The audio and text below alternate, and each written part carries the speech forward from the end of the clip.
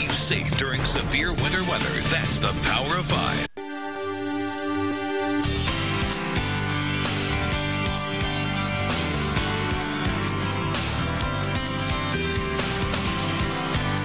Kaleidoscope, a weekly public affairs program brought to you in partnership with the Urban League of Greater Cleveland, Kaleidoscope Magazine, and News Channel 5. Good morning, everyone, and welcome to the broadcast today. You know, many people overlook the earned income tax credit when filing their tax returns. KeyBank's Senior Vice President and tax expert, Mike Griffin, and Senior Vice President and financial education expert, Poppy Parrish, are both here to talk about who's eligible and why you should claim that earned income tax credit. Then Cleveland branch of the NAACP board members, Judge Sarah Harper and Kent Whitley, will share plans to commemorate the branch's 100th anniversary this year. And later in the broadcast today, Janetta Price will talk about the Cleveland Women's Council. Good morning. I'm Leon Bibb. This is Kaleidoscope, and so we begin. Beginning with two good people from KeyBank, both our senior vice presidents, Mike Griffin sitting on the outside and Poppy Parrish sitting next to me. Good to have you both with us. Good to be here. Both vice presidents. Let's talk a little bit about this. What is the earned income tax credit? Sure. The earned income tax credit is a credit that really is focused on working people to encourage them to continue working. So if someone earns less than $49,000, they could be eligible for the earned income tax credit. And the reason we're really trying to make sure people know about it is about 25% of the folks who are eligible don't claim it, which is billions of dollars that folks are leaving on the table. That just goes to the government, but that is due the folks who qualify for this under $49,000. Absolutely. Is there a check mark on our forms when we file income tax regarding this earned income tax, or how do we do that? Well, there actually is a form that's there. That you'd have to really dig for a little bit. So that's why part of the reason people don't claim it. So the other good news is that there's free help available. So there are free tax preparers who are trained by the IRS here in Cleveland who can do that tax preparation. And all of this is part of this financial literacy thing that KeyBank has been talking about, right, Poppy? Absolutely. Doing this type of events such as Super Refund Saturday, where we have volunteers, KeyBank has volunteers that have done the tax preparation. We also provide, I should say, financial education as an anchor to what we do as far as really reaching out to our clients in the communities that we serve.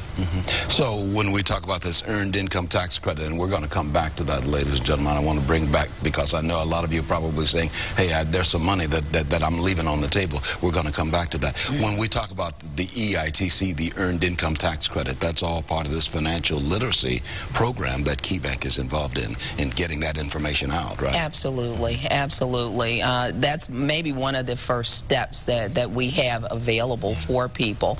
It's really creating a path, if you will. We have a financial education center that's located on 114th and Buckeye, where individuals can go. They don't have to be clients of the bank, because we believe in long-term success. And, you know, starting out with getting your money, getting all that's owed to you first and foremost, and then knowing what to do with it. You know, many of us already may have in our mind what we want to do with the monies, but I would like to suggest first looking at where you're going to cash that check, because you could be spending upwards of 7 to 10% of that check just to cash it.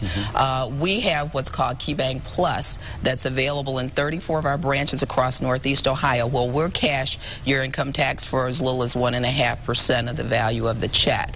So taking that money, saying a $1,000 check, if you were to pay 10% of that to cash it somewhere else, taking that $100 and putting it in a savings account for emergency funds, or paying down debt instead of paying it to a check casher to cash it, is the first thing. Okay, well, we'll keep all of that in mind. I want to come back to that subject in just a minute. Mike, let's talk a little bit about that earned income tax credit.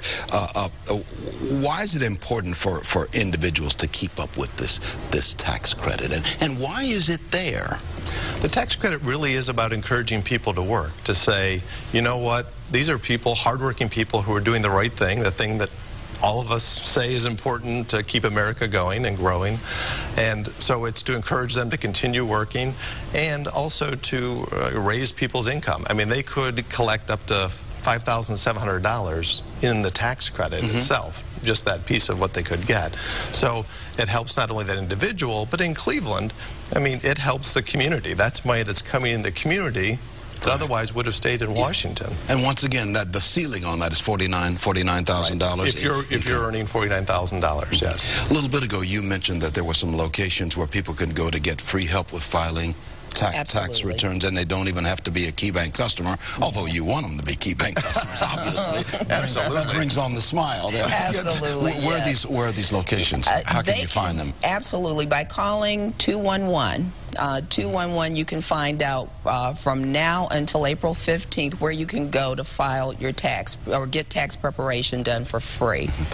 Cleveland Housing Network, one of our partners, definitely is a place to go, but to find all locations nearest you, just simply dial 211. And the number is 211, just a 211 here in Cuyahoga County, yes, and it will get you, and then you just ask the question that you have to ask regarding to find the location. Find the locations, because they're all over the area there. Leave us with a thought, Mike, on why all of this is so vital, this thing about receiving the tax refund and about this financial literacy. Well, it's important. I always say it's important for the individuals, so certainly for families to get everything that they have owed coming back to them, and also to keep whatever they can, certainly in their hands. But it's also important for our community. I mean, again, last year, the Earned Income Tax Credit Coalition did 8,000 returns for free last year and brought back $10 million in refunds.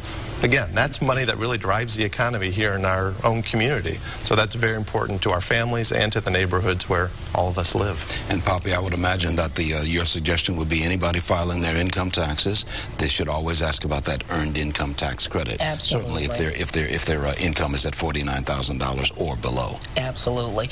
And then finally also to think about your long-term success.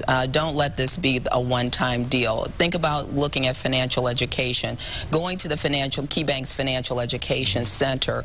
Again, that number, if I may, to give a call to find out more is 216-370-5630, because it's about your long-term success. Yeah, we've got that number on the screen right now. Once again, it's 370-5630 in the 216 area code. And for free tax filing information, call 211, and you'll get right to where you need to go. Yes. Okay. You've put money in our pockets. Thank you. That makes everybody smile. Thank you very much. A lot. Good to have you with us. Poppy Parrish and Mike Griffin, both senior vice presidents with KeyBank here in Cleveland. Good to have you on the broadcast. I'm going to take a break. I'll be right back in just a moment. We're going to talk about the NAACP celebrating a major milestone. It turns 100. Back after this. Good to have you with us on Kaleidoscope today. The Cleveland branch of the NAACP celebrates its 100th anniversary this year, 2012. Board members Judge Sarah Harper and Kent Whitley are here to share with us the significance of this major milestone with the NAACP. Good to have you with us, Judge Harper. Thank you. It's a pleasure being here. You always. Too, my friend Kent Whitley, both of these. I've interviewed these folks, been with them for years at many functions, many things. Yes. 100 years for the Cleveland NAACP. That's a major accomplishment.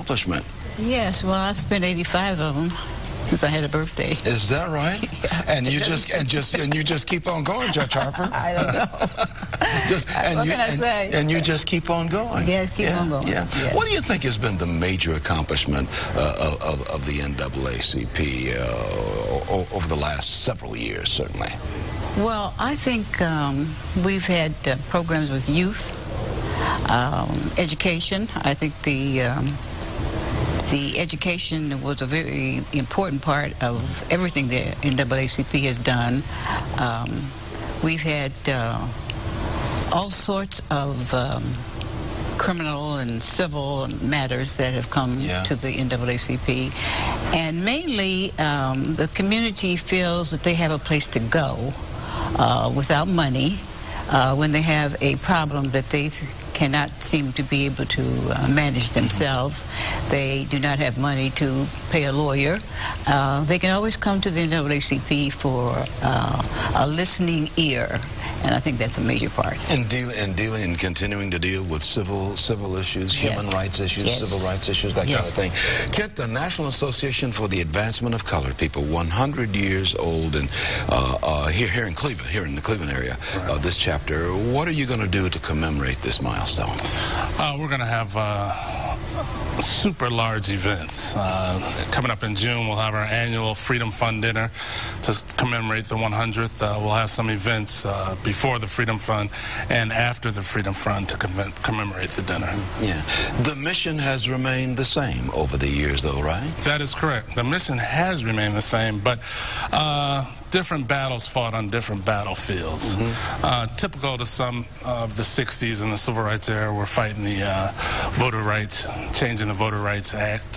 We're fighting that fight. And also we're fighting the green initiatives. This summer we went up to Washington, D.C. to make sure the Clean Air Act. So these are, you know, up-and-coming new age fights.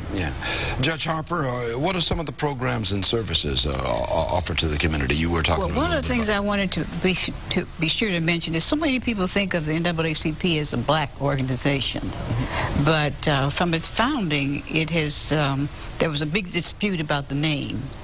And the reason it was called the National Association for the Advancement of Colored People, because the word colored involves everyone. And many at that time wanted it to be called, you know, Negro, African American, and so forth.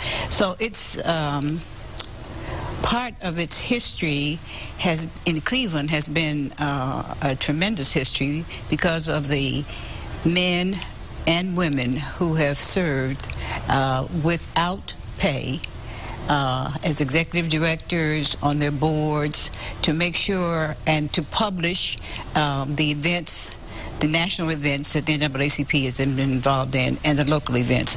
I think the school desegregation case was one of the really major things. And we're still working on that.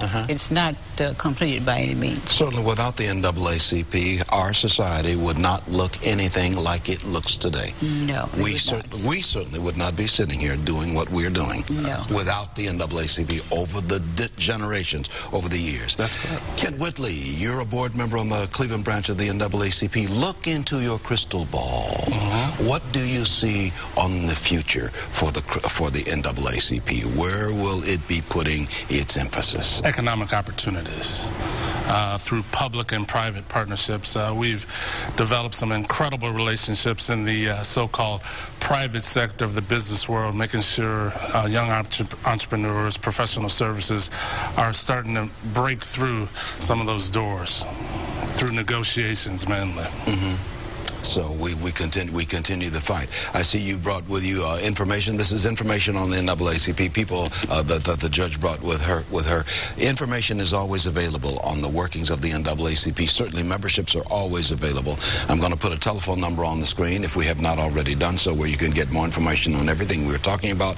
It is 216-231-6260. You can get more information on the Cleveland branch of the NAACP, or you can go to clevelandnaacp.org and get more information. Celebrating 100 years, and it is a proud organization. Thank goodness it has been here, and thank goodness we have been a part of it too.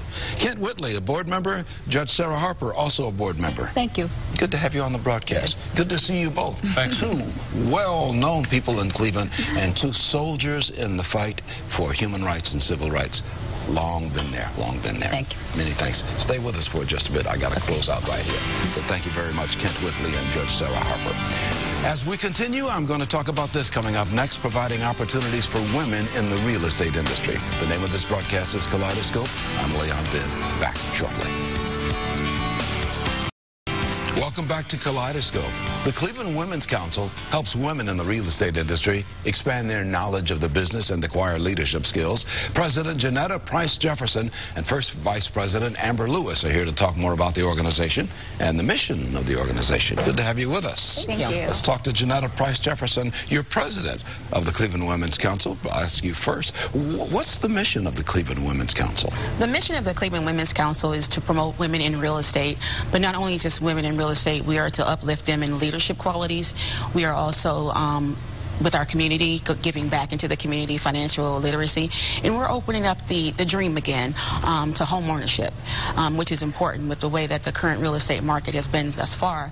All is not lost, and we're here to let people know that we can still make the dream happen in home ownership. Amber Lewis, it is still the dream, huh? It is still the American dream to own that home, even though we've gone through some tough foreclosure times and still are in them, correct? Correct. Yeah. Yes, we just want everybody to understand that it is still the dream, and it is still possible for everybody to own a home and have democracy in housing. Yeah. Well, Amber, why do you think it's important for an organization to be here for women in the real estate industry? To give them a ground to stand on, to give them an opportunity to be at the same level as everybody else, and to undergird any effort that they have. Mm-hmm. Yeah. What's some of the programs that you have going in your group, Cleveland Women's Council? Janetta Price Jefferson? Right now we have a financial literacy program that we're actually promoting, and we're promoting it on a national level as well as our local level. We are trying to go into having a gifted home program that we are working on right now as a collaboration with our CDC in the area to open up a shelter for women to give back, so that we can uplift those women and let them know that, you know, there is an opportunity for them to be elevated in the real estate market or any other field that's related to real estate that they so desire to be in. Amber, you know, we're talking about foreclosure and those kinds of things. We have to deal with those kinds of issues. I know so many people who have houses they're trying to sell and cannot sell them. Are you optimistic that this is going to bounce back, that we're going to turn this corner on the foreclosure problem and on the real estate problem, and people are going to be able to sell the homes that they've had on the market for so long? I am optimistic. It's going to be a long-term goal. You're going to have to hold your home right now and obviously stay in it. But as long as you can, you know, keep pushing and stay optimistic, I think that it will work out. I also believe that the market prices will come back. It might not be as high as they were prior, but they will come back. Obviously, it was an inflated industry prior to right now. But you know, as long as you keep the dream, it'll work out for you. You see hope on the horizon as well? I see hope on the horizon as well. And there's a lot of things that's leading towards the hope. Our national president of the National Association of Real Estate Brokers, which is our parent organization, is President Julius Cartwright, who has a vision that's unbelievable. And he has a vision to actually bring back the democracy in housing. And they fight fearlessly on Capitol Hill to make sure that there is democracy in housing. And as the Cleveland Women's Council, we're standing behind that, to elevate that and to get in the fight to make sure that there's democracy in housing. For people out there who may be looking to buy, the landscape has changed. You've got to have a little bit more of a down payment these days than you used to have. What's your advice to people out there who may be considering buying because some prices are so low? Maybe it's a bargain for them. But what's your advice for them as they go into this? I think the advice that we would give them on the as far as saving, you know, we've got to get back into the habit of saving. We've got to get back into the habit of having a budget. It's very important that we learn to save, and financial literacy is a very intricate piece of that, which is why we are pushing that as well with the Cleveland Women's Council, is teaching them how to balance a budget, you know, how to save your money, you know, how to write a check. So it's critical that we understand that financial literacy is the key to opening up that door to the American dream of home ownership again. And that's an old tenet of life. Save, save, save. Pay yourself first. Put something aside.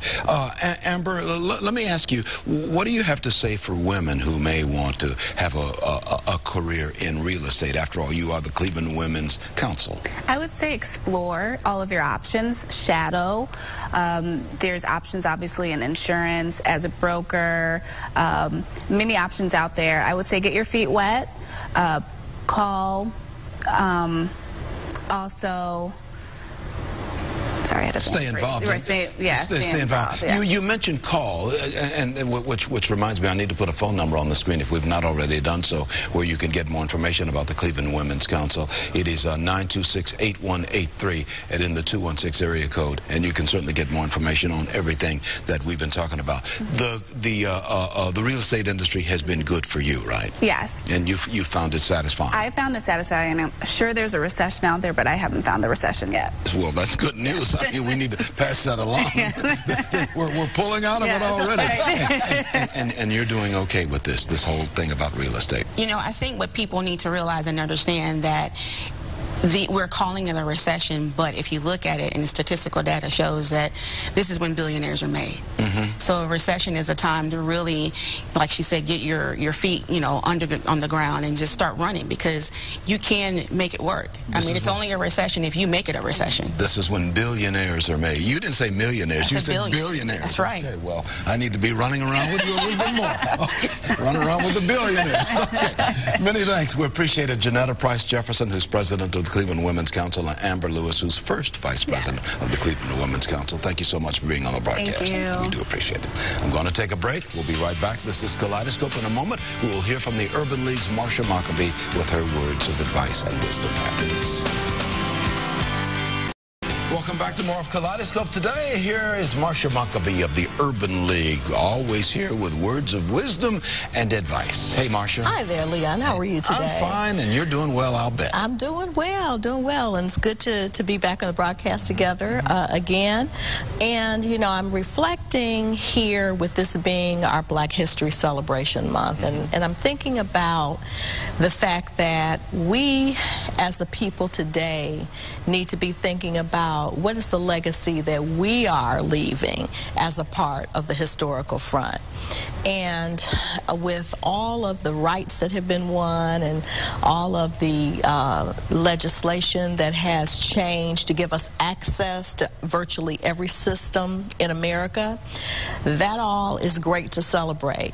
Now what we have to do is to make sure we can navigate those systems, that we can have power and influence in those systems, and that we have enough economic viability to actually be able to change systems that aren't working well on our behalf. So some of the things that we certainly have to do, not only economics, but we've got to be educationally prepared to deal with all of this. And of course, all of that begins really before kindergarten. Oh, absolutely. With the little children, as That's right. when they are pulled from the womb, that's when their education begins, if not before. I mean, that's preparing mothers, that's right. bodies. And the parents being those first teachers at home to help them get ready to go to school and supporting what happens in the school environment, all of that.